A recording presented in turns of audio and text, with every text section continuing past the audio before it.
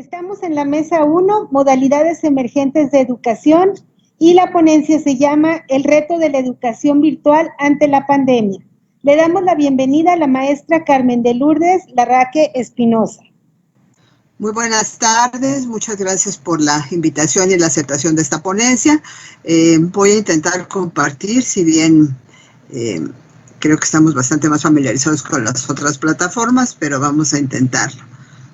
Bien, pues muchas gracias, reitero el agradecimiento, y al igual que la colega que me antecedió en la palabra, pues estas reflexiones las motiva la situación actual, el confinamiento, la pandemia y los retos que esto vino a presentar para la educación a distancia, para la educación virtual.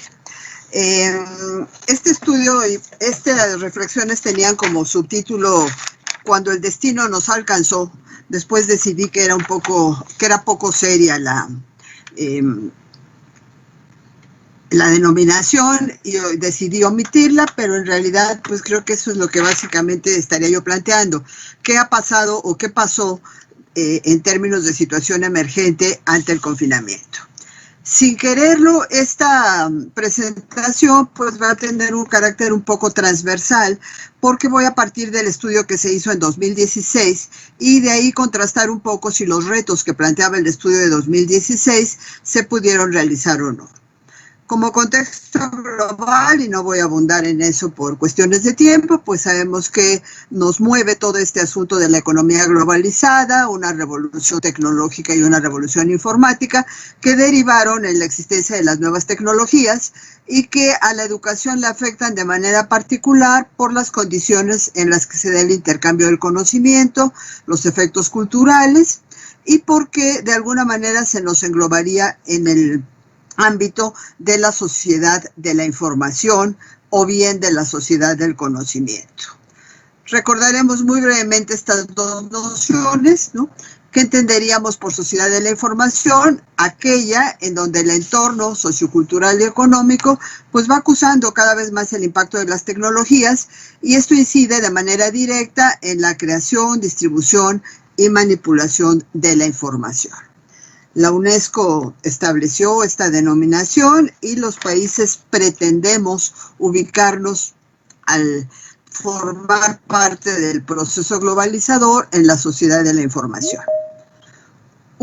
Un poco más complejo resulta el preguntarnos si esa información es conocimiento.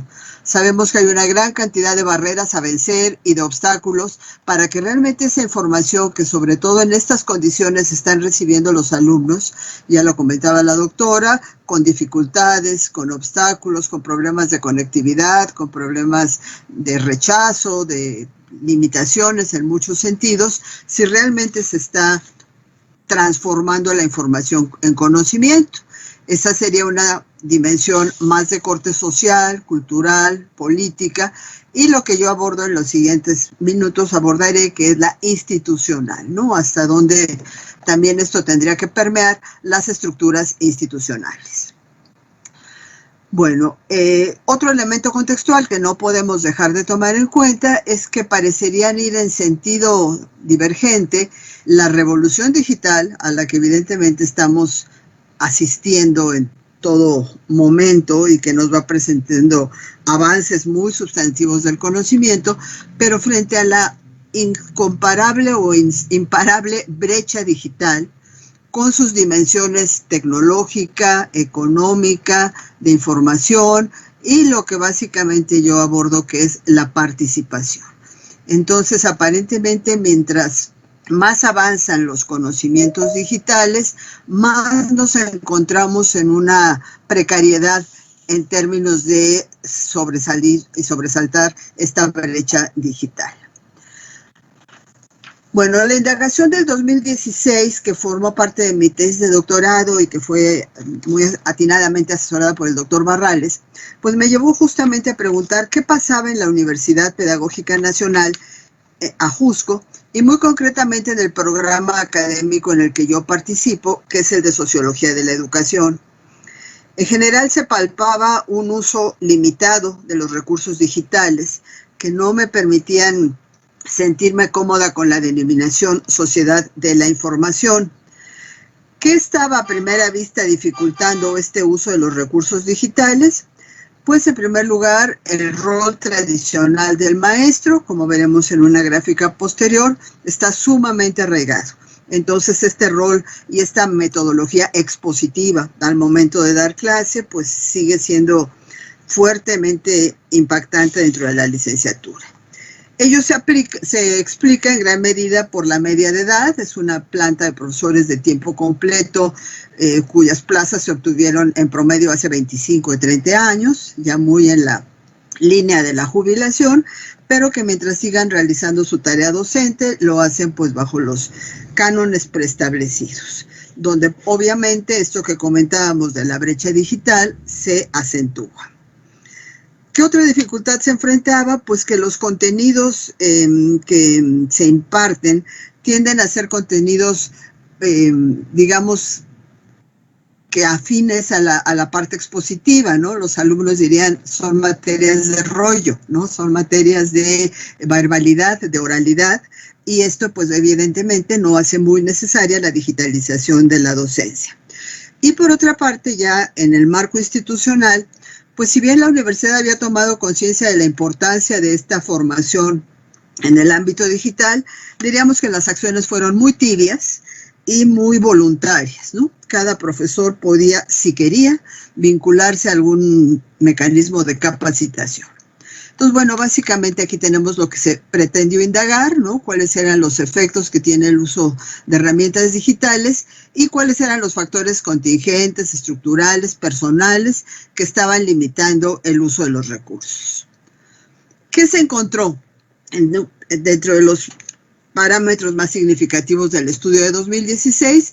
Pues que la actitud ante el uso de los recursos digitales era en general favorable, podía ser favorable y crítico al mismo tiempo, y que solo un porcentaje muy menor de los profesores se mostraba receloso o cauteloso ante la digitalización que podría emplear en su docencia. Sin embargo, como les comentaba, fue muy evidente que el método sigue siendo expositivo. En el mejor de los casos, combinando la exposición del profesor con la exposición del alumno, que bueno, todos sabemos las limitaciones que esto suele tener. Se trabajaba mucho todavía con las lecturas dirigidas, con el comentario en clase de las lecturas, en menor medida con los audios y en alguna medida con dinámicas de grupo que poco o nada tenían que ver con la digitalización. Esto entonces nos llevó a preguntarnos dónde se ubica esta planta docente en términos de los estándares internacionales. La UNESCO determina que en el nivel 1 se tendrían las nociones básicas de las tecnologías, que se pueden hacer algún uso de las herramientas multimedia, y aquí encontramos que estaba la totalidad de los docentes entrevistados, ¿no? En este nivel se ubican ya con comodidad y aceptan el uso de recursos digitales. Sin embargo, para el nivel 2, que ya implicaría profundización del conocimiento, web 2.0, foros de discusión, plataformas, se ubicó solo un sector minoritario de la población entrevistada, en general los profesores más jóvenes y los que trabajan en las áreas más ligadas a la información cuantitativa. Y el tercer y óptimo nivel, que es cuando ya se estaría generando conocimiento a través de la interactividad, construyendo sus propios objetos de aprendizaje, portafolios digitales, proyectos colaborativos y aprendizaje basado en problemas, se detecta que ningún docente de la licenciatura habría alcanzado todavía ese nivel, ¿no? Entonces, bueno, esto que era un panorama aceptable para 2016 y del que se esperaría que hubiera pues la motivación tanto personal como institucional para alcanzar los mejores niveles y el mejor uso de las prácticas, pues se vino a enfrentar a lo que todos conocemos, una coyuntura del 2020 en donde fue indispensable el confinamiento y la impartición de clases a nivel virtual. Algo que agravó la situación de la universidad fue que un mes antes de las disposiciones oficiales ya nos encontrábamos en un paro de trabajadores administrativos, por lo que la universidad se cerró desde el mes de febrero. Esto pues de alguna manera aceleró la necesidad de trabajar de otra manera. Y bueno, ¿qué se empezó a encontrar? Que a pesar de la vulnerabilidad por edad y por morbilidad de los profesores, y a pesar de que los contenidos digitalizados seguían siendo muy escasos, prácticamente todo el mundo había manifestado preferencia por impartir docencia presencial, algo que obviamente ya sobre la marcha no se pudo realizar. ¿Qué se ha logrado, digamos, hasta el momento? Pues un mejor contacto con los estudiantes, un uso de tecnologías asincrónicas, una relación horizontal a través de trabajo en equipos, pero solamente se ha logrado de manera parcial optimizar la búsqueda de información y propiciar el aprender haciendo. Solamente en procesos se están mejorando los procesos retroalimentadores y de la valoración del aprendizaje al tiempo que este tiene lugar. No se trata únicamente de evaluar el nivel de aprendizaje del alumno, sino pues revisar la congruencia entre los objetivos, las actividades y los resultados. ¿Qué habría sido el escenario actual si el estudio de 2016 hubiera impactado en la institución? Pues que los alumnos y docentes tendrían suficiente acceso a las tecnologías digitales e Internet en los salones, en las escuelas, en las instituciones de capacitación. Obviamente no se preveía la situación de que lo tuvieran que tener en casa. Por otra parte, que los alumnos y docentes tuvieran un acceso a los contenidos educativos en formato digital, que sean significativos, de buena calidad y que tomen en cuenta la diversidad cultural. Esto obviamente apenas estaba trabajando en ese sentido. Ya hemos tenido que echar mano de lo que realmente existe en la red. Y en cuanto a las... Le quedan ¿Perdón? 3 minutos. Sí, los tengo contados, no se preocupe, muchas gracias. Los docentes deben poseer las habilidades y conocimientos necesarios para ayudar a los alumnos a alcanzar altos niveles académicos mediante el uso de los nuevos recursos y las herramientas digitales. Lo primero está cumplido, lo segundo en proceso, lo tercero realmente bajo. Esto nos llevó entonces a lo que había sido solamente conveniente o acertado con un acercamiento gradual, se convirtió en una emergencia por el confinamiento y nos llevó obviamente a áreas de oportunidad que habría que abrir. ¿Cuáles son las estrategias que la universidad ha desarrollado de manera emergente? Sistema de aulas virtuales, capacitación a través del área de informática, contratación de plataformas como Teams precisamente y diálogos conversatorios en donde se ha podido compartir experiencias y sobre todo conocer al otro lado del que hablaba la doctora que me antecedió, cuál está siendo la experiencia para los estudiantes. ¿Cuál es el reto? ¿Cuál es el reto ante una situación que parece prolongarse y que no nos tomó en la mejor medida posible?